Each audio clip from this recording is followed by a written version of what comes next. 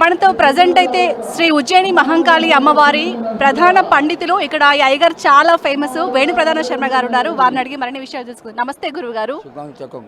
Sir, ప్రతి సంవత్సరం కూడా ఏటేటా జనాలు చాలా మంది పెరుగుతున్నారు, భక్తులు. సో అమ్మవారు చాలా మహిమాన్వితమైనది. ఈ సంవత్సరం ప్రత్యేకత ఏంటి సార్? ప్రధానంగా ఎలాంటి పూజలు చేశారు?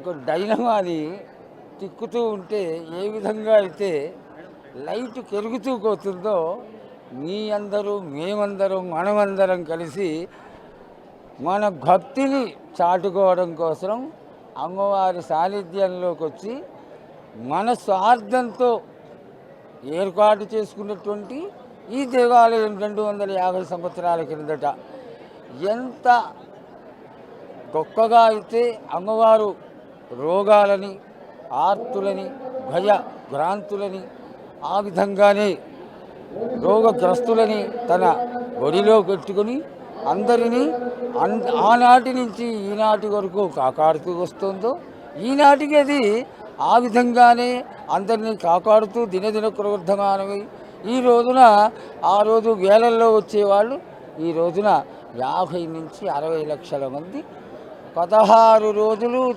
జాతరగా పరిగణింపబడుతున్నటువంటి ఈ పండగ ఈ ఆఖరి 2 రోజులు 15-16 రోజుల్లో ఇంకా ఎక్కువగా నగరంలోని పెద్దలు అందరూ పసికిళ్ళ గాలాది అందరూ కూడా వచ్చి అమ్మవారిని దర్శనం చేసుకుంటారు. అయితే సాధారణంగా ఆడపిల్లకి గోనం కట్టామంటే తీగి వంటకం కడతాం. దీనిలో ఏమీ దోషం ఉండదు. కానీ చేసేటప్పుడు మాత్రం ఎంతో నిష్ఠగా చేయాలి. సో ఏంటమ్మా ప్రాబ్లం ఏమైతుంది? ఐపీ బోనాలు వెళ్తున్నాయి, సామాన్య ప్రజల బోనాలు ఎందుకు వెళ్ళట్లేవు అంటే వాళ్ళేం స్పెషల్, మేమేం స్పెషల్? చిన్న 1 మంత్ నుంచి బోనాలు అని మేము అన్ని చేసుకొని అన్ని రెడీ పెట్టుకుంటే ఈ రోజు మాకు లేట్గా పంపిస్తున్నారు. చిన్నపిల్లల్ని వదిలేసి వస్తామండి మేము. మాకు ఫుడ్ లేక ఏం లేక ఇంట్లో చుట్టాలని పిలిపించుకొని మేము ఇక్కడికి వస్తే ఇంత లేట్ పంపిస్తే మేము ఎప్పుడు చేసుకుంటాం? మా ఇంట్లోకి వెళ్ళి ఎన్ని గంటలు అవుతుందమ్మా మీరు ఇక్కడికి? 2 hours నుంచి వస్తున్నాము. 1.5 year బేబీ ఉంది ఇంట్లో, నేను వెళ్ళి చూసుకోవాలి కదా. అవి ఇంపార్టెంటా ఇవి ఇంపార్టెంటా? అంతమంది బోనాలు అన్నప్పుడు దర్శనం అయిపోతుంది, కానీ సామాన్య ప్రజలకైతే కావాలి కదా. వాళ్ళకి ఎప్పుడైనా అయిపోతే వాళ్ళకి అన్నీ ఉంటాయి, మాకు ఉండవు కదా. మేమే వెళ్ళి చేసుకోవాలి. ఇక్కడ ఏదైనా ఆపేస్తారు, అంతా చిన్న పిల్లలు ఉన్నారా అమ్మ? పోకుండా ఇంతసేపు ఆపితే ఎట్లా చెప్పు? మామూలుగా అయితే దర్శనం చేసుకోవడానికి నిలబడతామండి, కానీ తల మీద బోనం పెట్టుకున్నప్పుడు ఇబ్బంది ఉంటుంది కదా. They are having baby, delivery అయింది, తన బాడీ ఆల్రెడీ వీక్ ఉంటుంది, తన నెత్తి మీద బోనం పెట్టుకుని నడుస్తున్నప్పుడు కొంచెం కన్సర్న్ ఉండాలి కదా యాజ్ ఎ హ్యూమన్ బీయింగ్. అది కూడా లేదు. What answers we are getting is మేమేం చేయలేము. This is the answer they are giving. But అన్ని ఏర్పాట్లు చేసామని చెప్తుంది కదా ప్రభుత్వం. మాకేం కనబడట్లేదండి ఏర్పాట్లు ఉంటే మాకు ఇబ్బంది ఎందుకు అవుతుంది? మేము ఎందుకు ఇలా అరుస్తాము మీ ముందు? ఫస్ట్ ఆఫ్ ఆల్ ఇబ్బంది అయితే we would be the happiest person కదా. ఇబ్బంది లేకపోతే మాకు ఇక్కడ అన్ని అరేంజ్మెంట్స్ కరెక్ట్గా ఉంటే వీ వుడ్ బి హ్యాపీ. అంటే బోనాలు సమర్పించే భక్తులకు ఒక క్యూ లైన్ ఏర్పాటు చేసాం, వారిని సపరేట్గా పంపిస్తామని కూడా చెప్పారు. ఎక్కడ ఉన్నారండి? ఎక్కడ అందరూ చూడండి, వేరే బోనాలు లేని వాళ్ళు ఎంతమంది ఉన్నారు తెలుసా? అక్కడేమో ఆపట్లేదు, అక్కడ ఎవరు ఆపట్లేదు. బోనంతో పాటు ఒక మనిషి వెళ్ళండి అని ఆపట్లేదు ఎవరు, అందరినీ పంపించేస్తున్నారు లోపలికి. అలా ఎలా కలుపుతారు అసలు లైన్స్? నాకు అర్థం కాదు. ఇవన్నీ ప్రాబ్లమ్స్ ఫేస్ చేస్తున్నారు. సో మనం ఇక్కడ చూడొచ్చు వివిఐపి లైన్లో కొంటారు కమిటీ వాళ్ళు ఉన్నారు. సో ఒకసారి వాళ్ళతో మాట్లాడే ప్రయత్నం చేద్దాం. నమస్తే అమ్మ. నమస్తే అండి. ఎక్కడి నుంచి వస్తున్నారు మీరు? కరీంనగర్ నుండి వస్తాం. కరీంనగర్ నుండి. ఓకే, మీరంతా ఒక కమిటీలానా అమ్మ? లేదండి, మేము తెలంగాణ సాంస్కృతిక సారథి కళాకారులం. ఓకే, కళాకారులం. ఎన్ని ఇయర్స్ నుంచి వస్తున్నారు మీరు ఇక్కడ గుడికి? 2 years నుంచి వస్తున్నాం. ఓకే, ఏ విధంగా ఉన్నాయి మీకు ఏర్పాట్లు? అంటే ఎక్కడ నుండి వస్తున్నారు? చాలా బాగున్నాయి. మా మేడం గారు మంచి ఏర్పాట్లు చేసిండ్రు. అక్క వెన్నెలక్క గారు మంచి మా కళాకారులందరికీ కూడా మంచి ఏర్పాట్లు చేసి మమ్మల్ని ఇక్కడికి పంపించారు. సో చూస్తున్నారు కండి, వీరు కరీంనగర్ నుంచి వస్తున్నారంట కళాకారులు. సో మళ్ళీ మాట్లాడే ప్రయత్నం చేద్దాం. నమస్తే అండి. హాయ్ నమస్తే. బోనాల పండుగ శుభాకాంక్షలు. మీకు కూడా, తెలంగాణ జనానికి కూడా. బోనం అంటే తల్లి మాతోనే ఉంది, మాతోటి జనాలకు ఆశీర్వాదం ఇస్తుందని అనుకుంటున్నాము.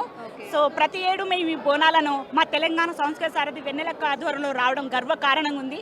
తెలంగాణ అన్ని జిల్లాల నుంచి 130 మంది కళాకారులు రావడం జరుగుతుంది. సో చూసాం మనం ఇప్పుడే కొండా సురేఖ గారు ఆలయానికి విచ్చేస్తున్న దృశ్యాలు మనం చూడొచ్చు. ఇప్పటికే మార్నింగ్ పొన్నం ప్రభాకర్ గారు వచ్చి పట్టు వస్త్ర తొలి బోనం అయితే సమర్పించారు. ఇప్పుడు మంత్రి కొండా సురేఖ గారు ఆలయానికి ఎత్తుకున్న దృశ్యాలు చూడొచ్చు. అలాగే తలసాని శ్రీనివాస్ యాదవ్ అలాగే మర్రి రాజశేఖర రెడ్డి వాళ్ళందరూ కూడా వచ్చారు. తలసాని శ్రీనివాస్ యాదవ్ అయితే ఇక్కడ భక్తులను అడిగి తెలుసుకున్నారు, సౌకర్యాలు ఏ విధంగా ఉన్నాయి మీకు అని అడిగి తెలుసుకున్నారు.